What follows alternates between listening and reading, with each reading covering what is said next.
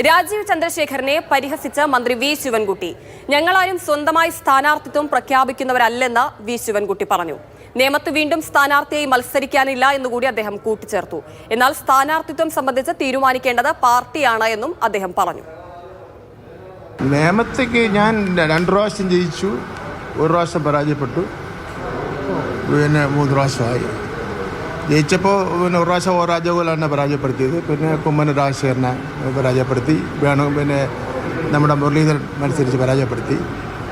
എൻ്റെ പാർട്ടി തീരുമാനിക്കുന്നതനുസരിച്ച് കാര്യങ്ങൾ ഇരിക്കും.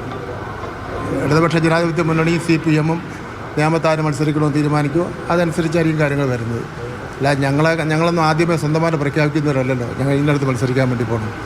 പാർട്ടി എടുക്കുന്ന തീരുമാനം അത് ഇത്രയും നാൾ 40 വർഷക്കാലമായി പാർട്ടി എടുത്ത തീരുമാനങ്ങൾ അനുസരിച്ച് മുന്നോട്ട് പോകുന്ന വ്യക്തിയാണ്. ഏത് കാര്യത്തിലും പാർട്ടി എടുക്കുന്ന തീരുമാനം തന്നെയാണ് എൻ്റെ അവസാനത്തെ വാക്കെന്ന് പറയുന്നത്.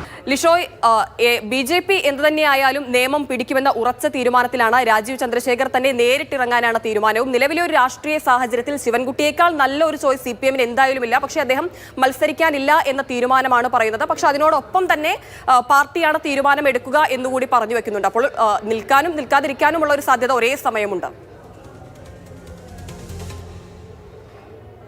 CPM-ലെ കാര്യം നോക്കുകയാണെങ്കിൽ ഒരു തരത്തിലും ഈ തെരഞ്ഞെടുപ്പ് സ്ഥാനാർത്ഥി പ്രഖ്യാപനത്തിന് മുൻപ് ഒരു സ്ഥാനാർത്ഥിയും താനാണ് അവിടെ മത്സരിക്കുന്നു എന്ന് കൃത്യമായൊരു ഉറച്ച നിലപാട് പറയുകയില്ല. എല്ലാം പാർട്ടിയാണ് തീരുമാനിക്കുന്നത് എന്നൊരു നിലപാട് മാത്രമാണ് CPM-ന്റെ എല്ലാ സ്ഥാനാർത്ഥികളും പറയുക. അതുകൊണ്ട് തന്നെയാണ് ഇപ്പോൾ വി ശിവൻകുട്ടി ഇങ്ങനെ ഒരു പ്രതികരണം നടത്തിയിരിക്കുന്നത്. കാരണം മറ്റൊന്നുമല്ല, അതായത് തങ്ങളാരും തന്നെ ഈ തെരഞ്ഞെടുപ്പിന് മുൻപേ സ്വന്തമായി സ്ഥാനാർത്ഥിത്വം പ്രഖ്യാപിക്കുന്ന ആളുകളല്ല എന്നുള്ളത്. അത് കോൺഗ്രസിനെ സംബന്ധിച്ചും അതുപോലെ തന്നെ അവിടെ നിലവിൽ BJPക്ക് വേണ്ടി മത്സരിക്കാൻ ഒരുങ്ങുന്നത് രാജീവ് ചന്ദ്രശേഖരാണെന്ന് അദ്ദേഹം തന്നെ വ്യക്തമാക്കിയിട്ടുള്ളതാണ്. അപ്പോൾ അങ്ങനെയുള്ളൊരു സാഹചര്യത്തിലാണ് ഇത്തരത്തിൽ ഒരു പരിഹാസ രൂപേണ എന്നുള്ള രീതിക്ക് തന്നെയാണ് ശിവൻകുട്ടി തങ്ങളാരും തങ്ങളുടെ സ്ഥാനാർത്ഥിത്വം സ്വയം പ്രഖ്യാപിക്കുന്നവരല്ല എന്നുള്ള ഒരു കാര്യം പറയുന്നത്. പാർട്ടി തീരുമാനങ്ങൾ അനുസരിച്ച് ഇപ്പോൾ നിലവിലത്തെ സാഹചര്യത്തിൽ താൻ മത്സരിക്കുന്ന കാര്യം ധാരണയിലില്ല എന്നുള്ളതാണ്. അത് മറ്റൊന്നുമല്ല, കഴിഞ്ഞ തവണത്തെയൊക്കെ ടേം വ്യവസ്ഥ അനുസരിച്ച് ഇത്തരത്തിൽ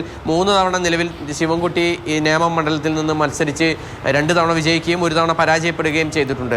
ആ ഒരു സാഹചര്യത്തിലാണ് അദ്ദേഹത്തിൻ്റെ ഒരു പ്രതികരണം. പക്ഷേ അതേസമയം തന്നെ നമ്മൾ ചോദിച്ച ഒരു സമയമുണ്ട്, ഈ പാർട്ടിയുടെ തീരുമാനം എങ്ങനെയാകും എന്നുള്ള കാര്യത്തിൽ. അതുമായി ബന്ധപ്പെട്ട കാര്യങ്ങൾ ചോദിച്ചപ്പോൾ അദ്ദേഹം പറഞ്ഞത് പാർട്ടിയാണെല്ലാം തീരുമാനിക്കുന്നത്, സ്ഥാനാർത്ഥിത്വം സംബന്ധിച്ച് പാർട്ടിയാണ് നിലപാട് വ്യക്തമാക്കേണ്ടത്, പാർട്ടി തീരുമാനം താൻ മത്സരിക്കണം എന്നുള്ളതാണെങ്കിൽ പാർട്ടി തീരുമാനത്തിനൊപ്പം നിൽക്കും എന്നുള്ള തരത്തിലുള്ള പ്രതികരണം തന്നെയാണ് അദ്ദേഹത്തിൻ്റെ ഭാഗത്തു നിന്നും ഉണ്ടായിരിക്കുന്നത്. എന്തായാലും നേമത്ത് ഈ നിയമസഭാ തെരഞ്ഞെടുപ്പിന് ഒരുപാട് നാളുകൾക്ക് മുൻപേ തന്നെ നേമത്തെ സ്ഥാനാർത്ഥിത്വം സംബന്ധിച്ച് ചർച്ചകൾ സജീവമാവുകയാണ്. വി ശിവൻകുട്ടിയുടെ പ്രതികരണമാണ് അക്കാര്യത്തിൽ നമ്മൾ കേട്ടത്. തീർച്ചയായും ലിഷോ, എല്ലാ കണ്ണുകളും നേമത്തേക്ക് തന്നെയായിരുന്നു. ഇനിയിപ്പോൾ പറഞ്ഞതുപോലെ ശരിക്കും ശിവൻകുട്ടി മത്സരിക്കാൻ ഇറങ്ങിയില്ലെങ്കിൽ 2016 രാജഗോപാൽ വിജയിച്ചു കയറിയ മണ്ഡലമാണ്. അതോടൊപ്പം തന്നെ 2019 ലോക്സഭാ തെരഞ്ഞെടുപ്പിലും BJPക്ക് ഉണ്ടായ മുന്നേറ്റം നമ്മൾ കണ്ടതാണ്. ഇപ്പോൾ തദ്ദേശ തെരഞ്ഞെടുപ്പിലടക്കം കരുത്തു തെളിയിച്ചതും നമ്മൾ കണ്ടതാണ്. അപ്പോൾ BJPക്ക് ഇനി ശിവൻകുട്ടി അല്ല എതിർ സ്ഥാനാർത്ഥിയെങ്കിൽ കോൺഗ്രസും അതേ വലിയൊരു കരുത്തുറ്റ സ്ഥാനാർത്ഥി നിൽക്കാനുള്ള സാധ്യതയും കുറവാണ്. അപ്പോൾ അങ്ങനെയാണ് സാഹചര്യങ്ങളെങ്കിൽ BJPക്ക് കൂടുതൽ സുഗമമായിരിക്കും, എളുപ്പമായിരിക്കും എല്ലാം, അല്ലേ?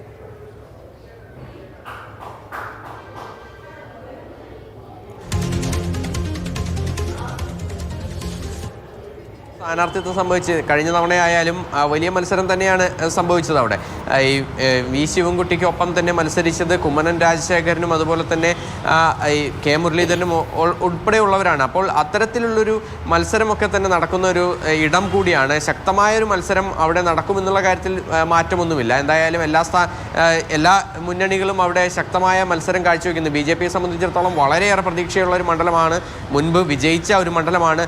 കേരളത്തിൽ ആദ്യമായി BJP നിയമസഭയിലേക്ക് ഒരു അംഗത്തിനെ വിജയിപ്പിക്കാൻ കഴിഞ്ഞത് നേമത്ത് നിന്നാണ്. അങ്ങനെയൊക്കെയുള്ള സാഹചര്യങ്ങളുണ്ട്. ഈ തദ്ദേശ തെരഞ്ഞെടുപ്പിലും വലിയ മുന്നേറ്റം അവിടെ കാഴ്ചവെക്കാനായി BJPക്ക് കഴിഞ്ഞിട്ടുണ്ട്. അപ്പോൾ അങ്ങനെയുള്ളൊരു സാഹചര്യത്തിൽ BJPക്ക് ഏറെ പ്രതീക്ഷ നൽകുന്നത് തൃശ്ശൂരിൽ ഒരു MP ഉണ്ടെങ്കിൽ പോലും തൃശ്ശൂരിനേക്കാൾ കൂടുതൽ BJPക്ക് ഏറ്റവും അധികം പ്രതീക്ഷയുള്ള ഒരു മണ്ഡലമാണ് ഈ നേമം എന്ന് പറയുന്നത്. അതുകൊണ്ട് തന്നെ അവരുടെ ഭാഗത്തു നിന്നും അതിനു വേണ്ടിയുള്ള ഒരു ജോലികൾ തന്നെ ഇതിനോടകം തന്നെ ആരംഭിച്ചു കഴിഞ്ഞു. അതേസമയം തന്നെ മറ്റു പാർട്ടികളൊക്കെ തന്നെ നേമം മണ്ഡലം BJPക്ക് വിട്ടു നൽകാതിരിക്കുന്നതിന് വേണ്ടിയുള്ള ഒരു തരത്തിലുള്ള ഒരു പ്രവർത്തനങ്ങളും മറ്റ് പാർട്ടികളൊക്കെ തന്നെ അവിടെ നടത്തുന്നുമുണ്ട് എന്നുള്ളത് തന്നെയാണ്. എന്തായാലും വി ശിവൻകുട്ടി അവിടെ മത്സരിക്കാൻ ഇറങ്ങുകയാണെങ്കിൽ മത്സരം കടുക്കുമെന്നുള്ള കാര്യത്തിൽ മറ്റൊരു സംശയവുമില്ല. എന്തായാലും അത്രത്തോളം ശക്തനായ ഒരു സ്ഥാനാർത്ഥിയെ തന്നെ അല്ലെങ്കിൽ ശിവൻകുട്ടി അല്ലെങ്കിൽ അവിടെ ഇറക്കേണ്ടി വരും എന്നുള്ളതാണ് LDFനെ സംബന്ധിച്ചിടത്തോളം ഏറ്റവും പ്രധാനപ്പെട്ട ഒരു കാര്യമെന്ന് പറയുന്നത്.